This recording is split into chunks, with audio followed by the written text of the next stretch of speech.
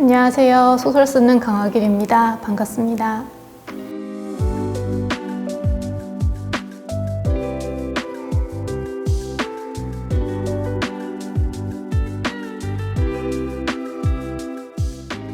개인적으로 어렸을 때부터 뭐 추리소설, 범죄소설 이런 거를 굉장히 좋아하긴 했어요. 그러면서 자연스럽게 좀 긴장감이 높고 서스펜스가 강하고 그런 소설들이 이제 좀 등장을 했던 것 같고, 저는 굉장히 극적인 어떤 상황이나 좀 극단적인 어떤 상황을 설정하지는 않는 것 같아요. 저는 오히려 일상에서 벌어진 어떤 불안감에 더 관심이 많은데, 이를테면 보통 사람들이 느끼는 정말 평범한 불안감이라는 건 내가 이렇게 집을 나왔는데 내가 불을 끄고 나왔나? 뭐 가스를 잠그고 나왔나? 이런 것들을 가끔씩 의심하게 될 때가 있잖아요. 그런 거는 이제 일상에서 충분히 겪는 어떤 순간들이잖아요. 저는 그런 순간들에 집중하는 작업을 좀 신경을 많이 쓰고 있습니다.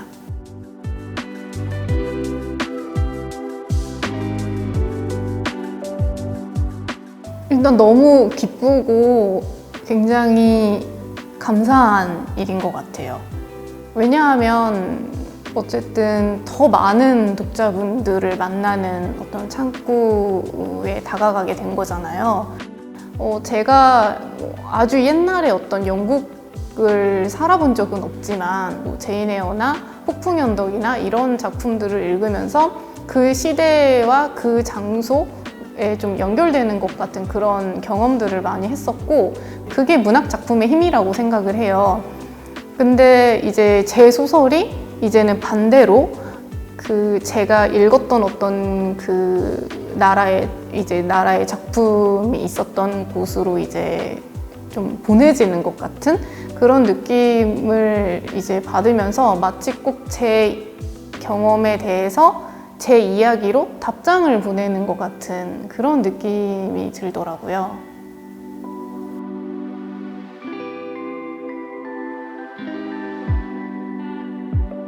일본 독자분들과 만날 기회가 있었는데 아무래도 코로나 때문에 직접 이제 만나 뵙지는 못하고 줌으로 이제 행사를 진행을 했었는데, 이제 그 중에 질문 하나가 있었는데, 제가 그 번역된 책이 다른 사람이라는 장편 소설이었거든요.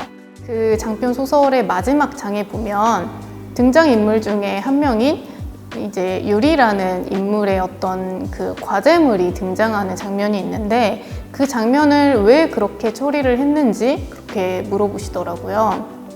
유리라는 인물에 대해서 쓰면서 저도 좀 복잡한 마음이 많았거든요. 왜냐하면 직접적으로 등장을 시키기가 좀 힘든 상황이었어요. 근데 이제 소설의 구성상 직접적으로 등장할 수는 없어서 유리가 남긴 일종의 유품 같은 거를 등장시키는 방식으로 이제 소설을 마무리를 지었던 거죠. 그렇게 말씀을 드렸더니 그 중에 이제 눈물 표시 같은 게 이제 올라오는 거예요. 근데 그건 제가 알아들을 수가 있잖아요. 그래서 내가 한 이야기를 이해하셨구나, 좀 그걸 받아들이셨고 이런 느낌이 드셨구나, 그런 걸 좀 볼 수 있어서 좀 기억에 남아요.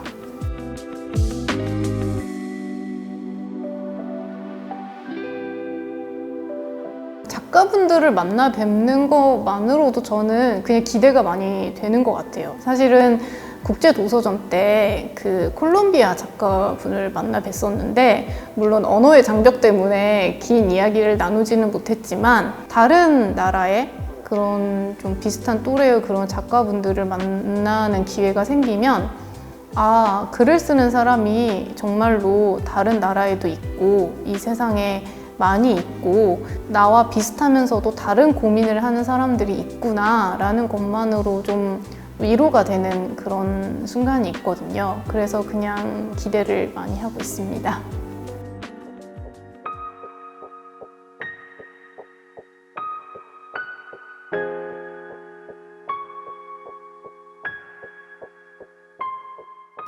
나는 너를 사랑했다. 지금도 사랑한다. 때문에 나는 말하지 않기로 했다. 사실 네가 진짜 악역이라는 것을. 그런데 말이야, 과연 그걸 선택이라고 말할 수 있는 걸까? 그래서 나는 계속 그날을 떠올린다. 이 이야기를 계속 중얼거린다. 너와 나로 인한 너. 무심코 생각하면 나를 닮은 모습으로 불쑥 떠오르는 너. 그래서 나를 겁나게 했던 너. 어떤 계획도 세우고 싶지 않게 만들었던 너. 하지만 나는 늘 생각한다. 그럼에도 불구하고 네가 딸이었으면 좋겠다고.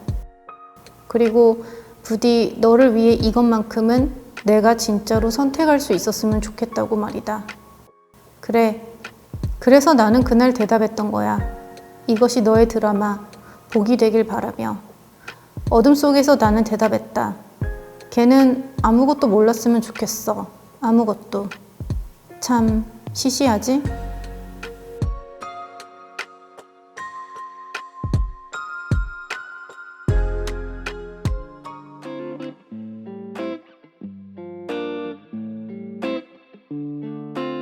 이 고민은 사실 지금도 종종 하는 고민이에요. 내가 글을 쓰는 것으로 인해서 뭘 하고 싶은 걸까? 그리고 내가 왜 이 일을 하는 걸까? 이 고민을 계속 안고 가는 것 같아요. 어쩌면 그걸 모르기 때문에 계속 쓰는 것 같다는 생각도 들거든요. 그걸 알았다면 어쩌면 확실한 답을 갖게 된 거니까 사실 글을 쓴다는 건, 소설을 쓴다는 건 내가 세상에서 이해할 수 없는 순간에 대해서 어떻게든 이해를 해보려고 그거를 표현하는 거라고 생각을 하는데, 내가 이거를 왜 쓰는지 정확히 답을 알고 있다면 그걸 궁금해하고 목도하는 게 좀 무의미해질 것 같다는 생각도 들거든요. 그래서 여전히 그냥 답을 찾아가면서 쓰고 있는 것 같아요.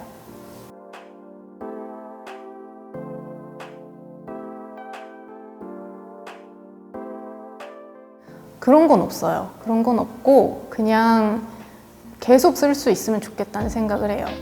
어렸을 때는 그런 게 좀 있었던 것 같아요. 대단한 작품을 쓰고 싶다.